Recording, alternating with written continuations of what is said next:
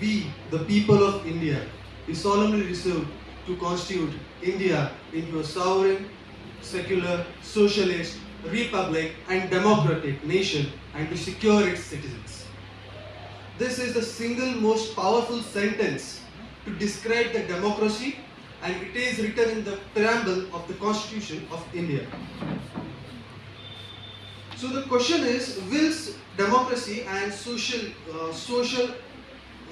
sir, can I?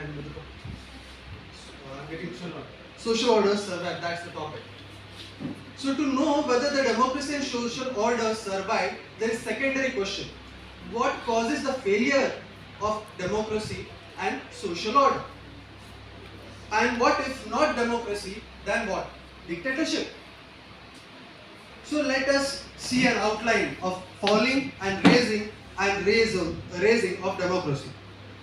India before 1947 was a dictatorship country, which was known as East India Company, and the dictator was the Queen of Great Britain.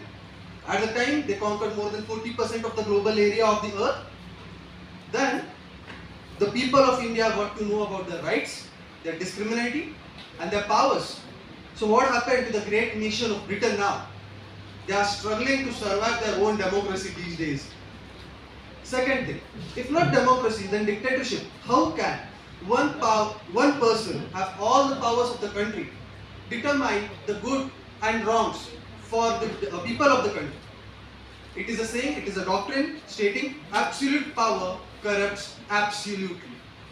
This is a doctrine, well diverse and well researched doctrine. And the question being, will democracy survive? Yes, absolutely it will survive. And India is a living, breathing, world's largest successful democracy on the planet today. More than 70% of the democracies have failed across the globe. But in those 70% failure in democracy, there is one common factor, that is greed of power, which India has substantially avoided till these many years. The person from a poorest family becomes the Prime Minister of India today. The daughter of a tribe becomes the President of India today. Is this not the definition of a successful democracy? Then I don't know what is the successful definition of a democracy on this planet. India has always set its bars high. Today we can see the countries such as China and North Korea depending on dictatorship today.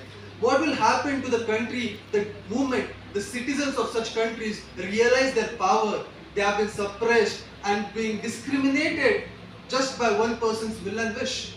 What will be the outcome of such country? Democracy is the ultimate truth. Democracy is by the people, for the people, from the people. It is the people who decide whom they are supposed to represent. It is the people who elect. It is the people who think for themselves and whom to represent. This is what true democracy means. And the moment democracy survives, the social order shall also survive. The people of every religion, every caste, every place, every culture know what is good for them and what has been making them survive and thrive these many years. This is the reason why democracy always ensures social order as well.